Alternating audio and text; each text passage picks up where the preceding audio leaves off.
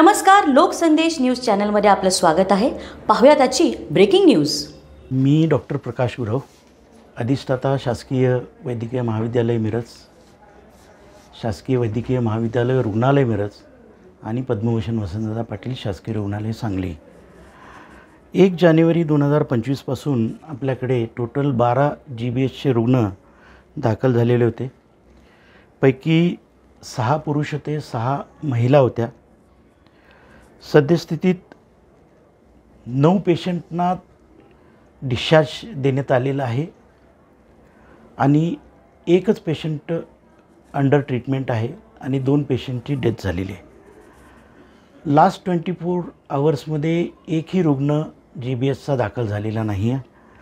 Death झालेल्या पेशंटमध्ये 12 तारखेला संध्याकाळी 6:30च्या दरम्यान बेळगावमधील हुक्केरी गावचा एक 14 वर्षाचा मुलगा त्याची डेथ झालेली आहे आणि 14 तारखेला पहाटे 3 वाजता 62 वर्षाची महिला जी की सांगोल्याची होती, ती GBHनं आपल्याकडे ॲडमिट झाली होती, तिची डेथ झालेली आहे.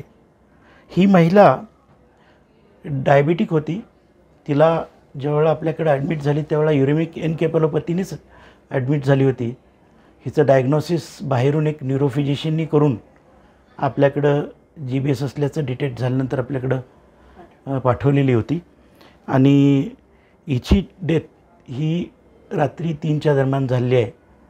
पेशंटना आपण IVIG देतो, पण जर त्याचा रोग हा पुढं गेलेला असेल तर त्याला थोडंसं प्रॉब्लेम येऊ शकतो.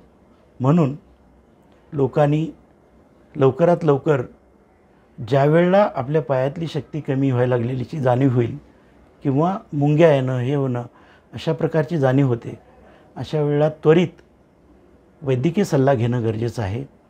जेणेकरून अर्लिएस्ट इज द बेस्ट हा प्रिन्सिपल इथं पण लागू होतो. IVIGमुळं 100% रिकवर झालेले पेशंट आपल्याकडं आहेत. त्यामुळं कोणत्याही प्रकारचं भीती बाळगण्याची GBHच्याबद्दल आहे असं मला नाही वाटत.